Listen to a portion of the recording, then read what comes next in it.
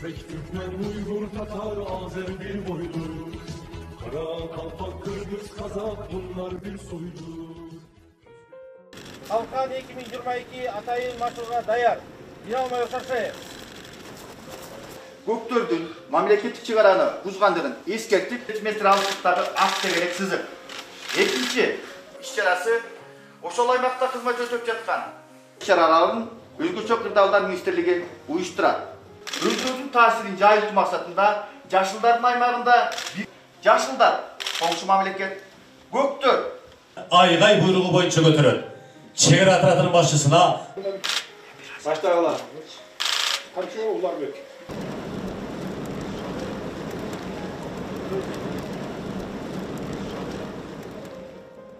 Садыр Джапаров особо выделил участие в учениях и первое применение в Кыргызстане беспилотных летательных аппаратов, многоцелевых автомобилей повышенной проходимости и других современных средств вооружения и техники. Для обеспечения национальной и региональной безопасности мной принят ряд решений и отданы соответствующие поручения, которые значительно повысили потенциал силовых и правоохранительных структур и определили их темп развития. Президент добавил, что наблюдаются темпы развития обеспечения безопасности и наращивания потенциала структур.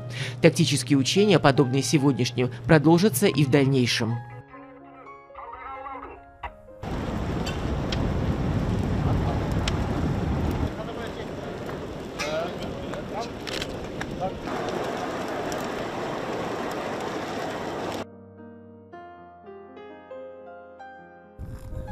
Саламатсыңарбы жоокерлер?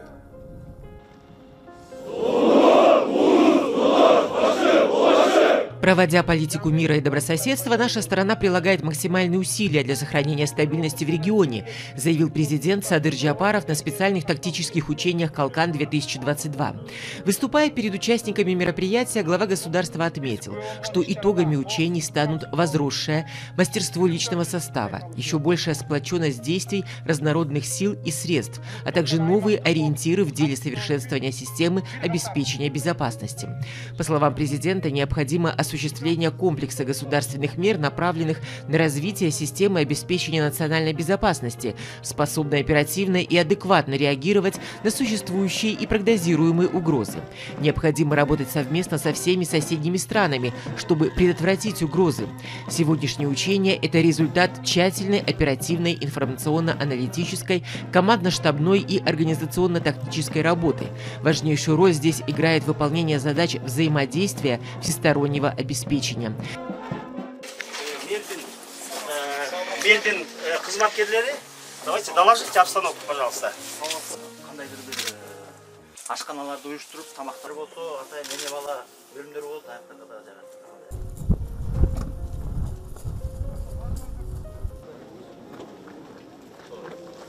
Бар, бүт мамлекетте издөөдө жүргөн адамдын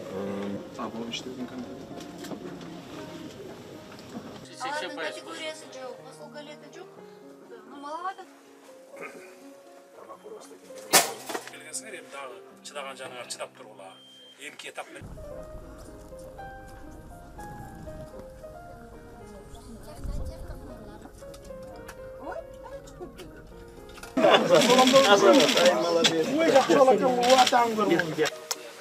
Senin atın kim? Elhan. Ayman.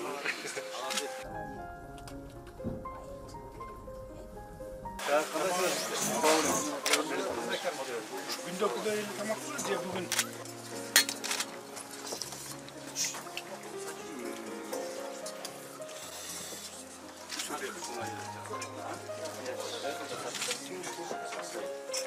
Nereden geldin?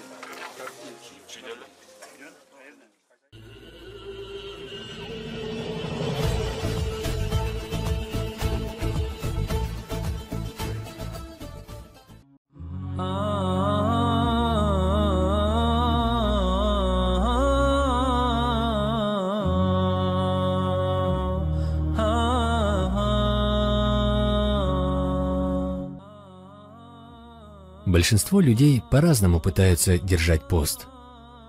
Одни пьют только сок в течение дня, другие едят лишь фрукты, третьи отказываются от сладкого. Но понимание поста мусульман в месяц Рамазан некоторым кажется странным. Мусульмане мира почти 2 миллиарда человек на целый месяц добровольно отказываются от еды, питья и супружеских отношений в течение светлого времени суток. Не слишком ли трудным является такой вид поста? В чем же истинный дух месяца Рамазан? Пост занимает важное место в исламе. Во-первых, с его помощью очищается организм. Это работает примерно так. Все мы знаем такое полезное устройство, как блендер. Он измельчает фрукты и овощи, и мы наслаждаемся вкусными соками и коктейлями. Наш организм делает то же самое. Он перемалывает ту пищу, которую мы едим. Всевышний Аллах так удивительно создал нас, что мы даже не замечаем, какие сложные процессы происходят в нашем организме без всякой помощи с нашей стороны. Наш организм забирает из продуктов, которые мы едим, то, что полезно для нас, и удаляет все остальное. И так он делает все время, изо дня в день, на протяжении всей нашей жизни. Поэтому в месяц Рамазан мы даем возможность нашему организму отдохнуть, чтобы потом он мог еще лучше работать для нас. Конечно, основные правила поста в месяц Рамазан – это воздержание от еды, питья и супружеских отношений от восхода до заката. Более глубокий смысл поста – очистить человека от пороков и страстей. Этот особый вид поклонения помогает человеку воздержаться от совершения всего запретного, что в дальнейшем приведет его к чистоте поступков не только во время поста, но в течение всей жизни. На сегодняшний день в мире созданы все условия для того, чтобы человек мог реализовать практически любое свое желание. Но для мусульманина очень важно иногда уметь контролировать свои желания. И именно пост помогает ему в этом. Для мусульман месяц Рамазан – это возможность подумать о других людях. Тот факт, что все люди, бедные и богатые, черные и белые, одинаково испытывают голод и жажду в течение дня, а затем радуются при открытии поста, выступает мощным фактором объединения мусульман, а также представителей других конфессий.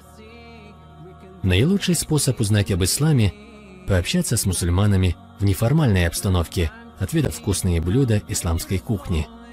Во многих странах мира уже доброй традицией стали межконфессиональные ифтары – совместные трапезы по окончании поста, на которые мусульмане приглашают гостей всех верований и традиций.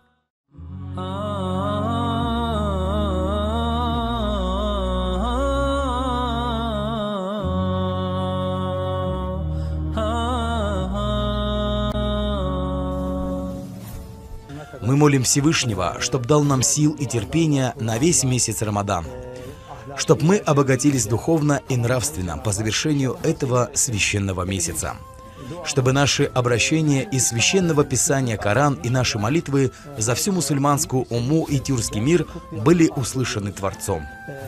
Чтоб в радости и благополучии единым духом мы отпраздновали в конце священный праздник Рамадан Байрам.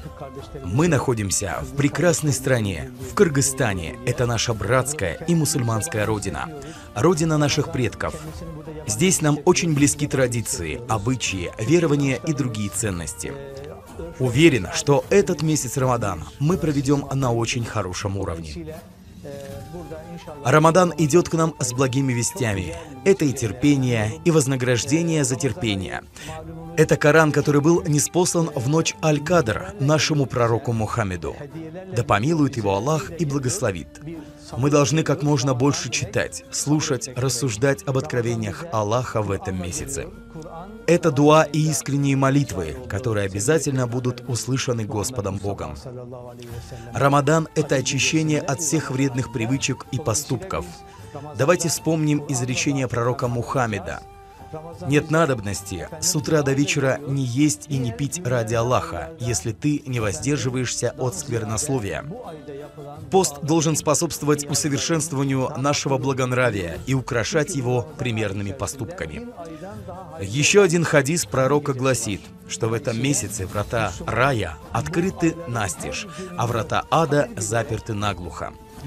Этим доказывается, что в Рамадане творение благих дел облегчает душу, а дурных утяжеляет ее. Этот пост – возможность для нас привить хорошие привычки, зарядиться мощной энергией веры на целый год. Давайте в этом месяце все вместе поможем самому ближнему. Возьмем за руку того, кто нуждается в помощи. Накормим того, кто голоден. Давайте помолимся за своих родных, близких, за наш народ и страну, за себя и за весь мусульманский и тюркский мир. Молю Аллаха, чтобы этот Рамадан нам принес много радости и блага, чтобы сопутствовала Божья помощь нам везде и всегда, чтоб Аллах нам дал много сил и воли для творения еще больших благих дел. Поздравляю праздником Орозо Айт. Bayrama ulaşmayı Cenab-ı Hak nasip eylesin. Şimdiden tekrar bayramlarınızı, Ramazanınızı tebrik ediyorum efendim.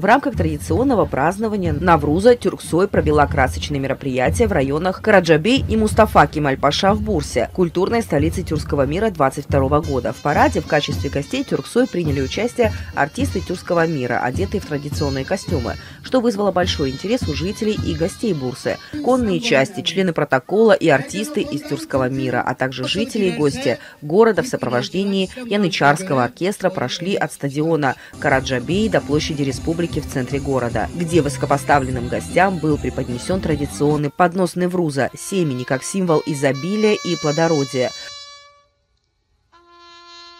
Dediğimde aynen şunu söyledi. Biz Türk dünyasının lokomotifi olarak Türkiye Cumhuriyeti'ni görüyoruz dedi. Bu beni inanılmaz onurlandırdı. Türk ve Müslüman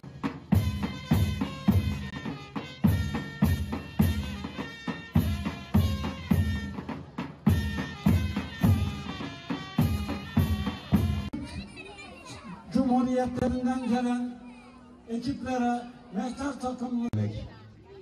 Nevruz demek, Türk'ün kendinin titrediği, kendine geldiği gün demek.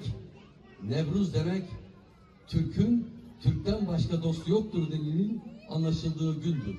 Bu güzel programımıza hoş geldiniz, sefalar getirdiniz.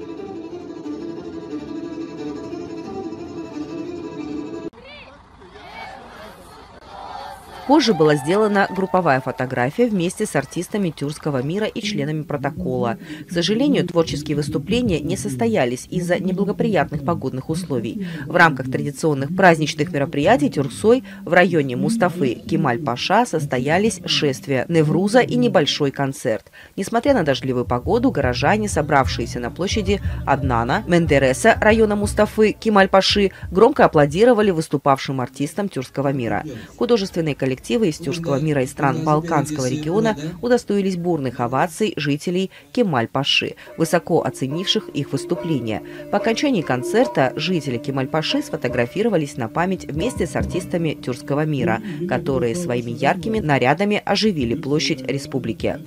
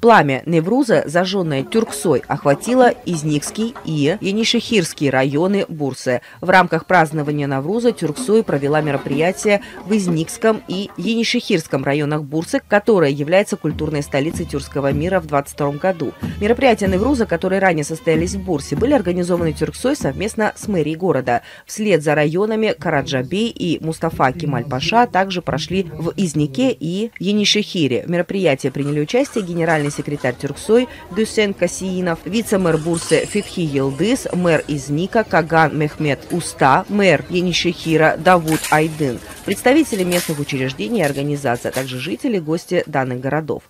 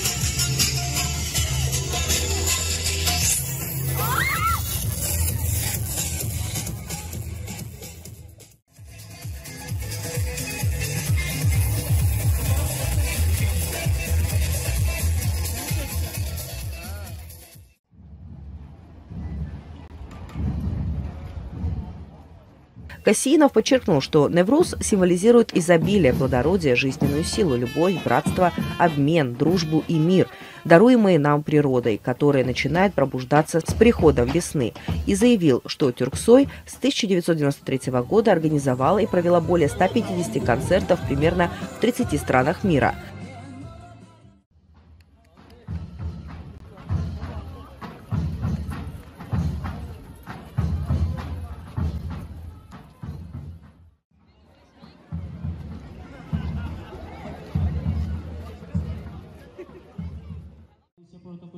Kıymetli vatandaşlarımız.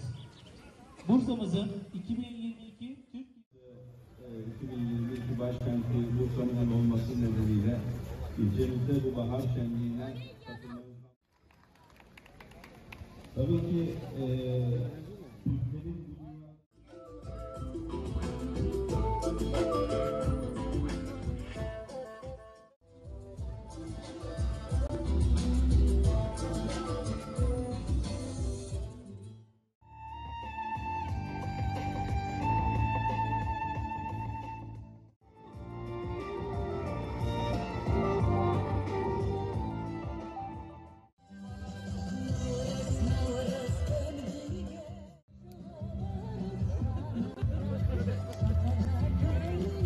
teşekkür ederiz.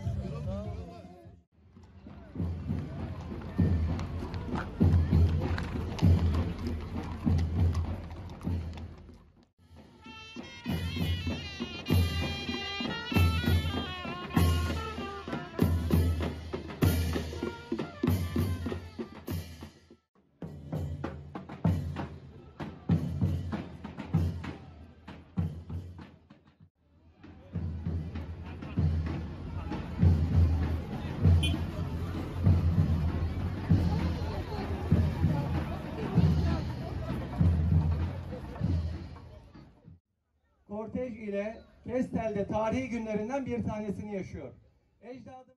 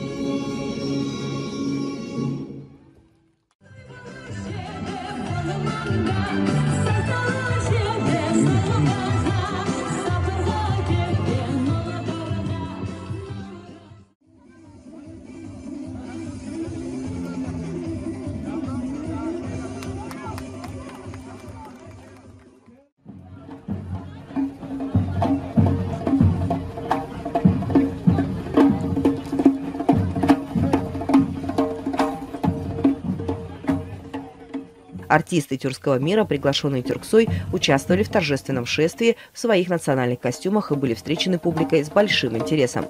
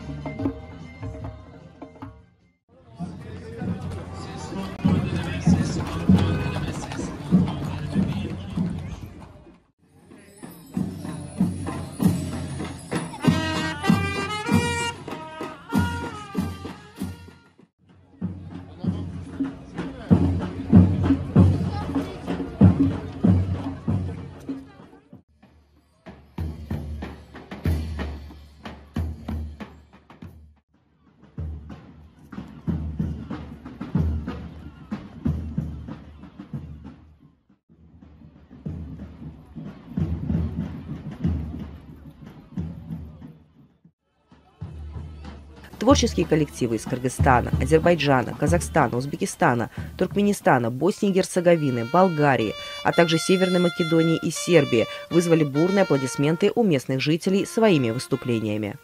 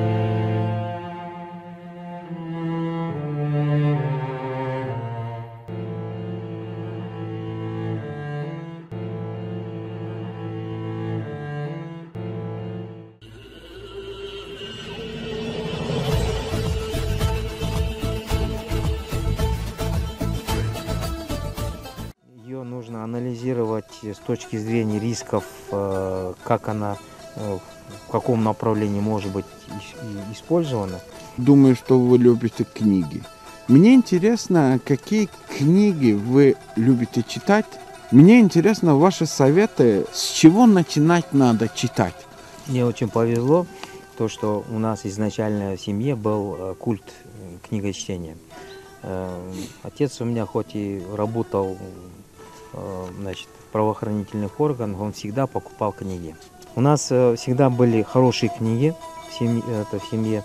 Я читал много книг в детстве. Конечно, это больше такого плана, как исторические. Я еще в 3 классе прочитал трилогию похода Чингисхана. Чингисхан, Батый, к последнему морю, писателя Яна. Я потом перешел на Жюль Верна, практически все прочитал. Потом то, что рекомендовали, там Джека Лондона, вот, начиная от Белого клыка, там, заканчивая там, другими, Марка Твена. То есть идет от простого к сложному. Я, конечно, читал произведения наших кыргызских писателей. И есть и детские писатели, есть более такого исторического плана, там Цынган Кылыч, сломанный меч, тоже он исторического плана, но он воспринимается гораздо сложнее, когда уже там в старших классах, когда вот ты уже понимаешь, когда читаешь, о чем это. Ты не знаешь, что ты читаешь, и на 3-й странице ты засыпаешь. Были времена, когда, меня даже наказывали, когда с фонариком сидишь, книжку читаешь, потому что надо спать, а ты сидишь, читаешь, а свет выключает, и ты вот как это интересно было. Когда ты читаешь, это же ты живешь в своем мире. И вот у меня, допустим, есть мечта.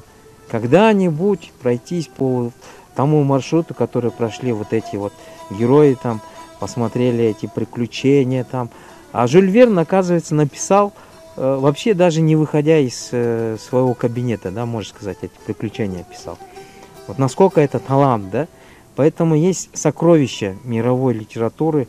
С минимумом этих сокровищ каждый образованный человек должен знакомиться. Я люблю, почитаю и русскую литературу. Это и Достоевский, и сложных, конечно, да. Там братья Карамазовы, и «Идиот», и «Преступление и наказание». Это человек написал, находясь фактически на каторге, в таких условиях. Я с удовольствием читал Гумилева, вот его изыскание о евразийстве, так называемом, да, о тюрках, о гуннах. Во-первых, о гуннах он писал там. Это наши прапрапрародители. Очень интересный взгляд. А вы почитайте, где он это написал, как он это написал. Его же ссылали несколько раз, в тюрьме. Он просидел в Карлаге, сидел, будучи в этих библиотеках, ему с Москвы присылали, его мать поэтесса присылала. И он сидел, писал, диссертации докторские написал. Блестящие диссертации, которые положили развитие вообще нашей вот истории, в том числе и тюркологии, очень большой вклад, значительный вклад. Понимаете, это люди, которые писали через страдания, через то, что сопереживали. И таких много историй, понимаете, да? И я считаю, что каждый просто обязан с минимумом вот этого сокровища ознакомиться. Национальной литературой, историей, с культурой. Айтматов. Да.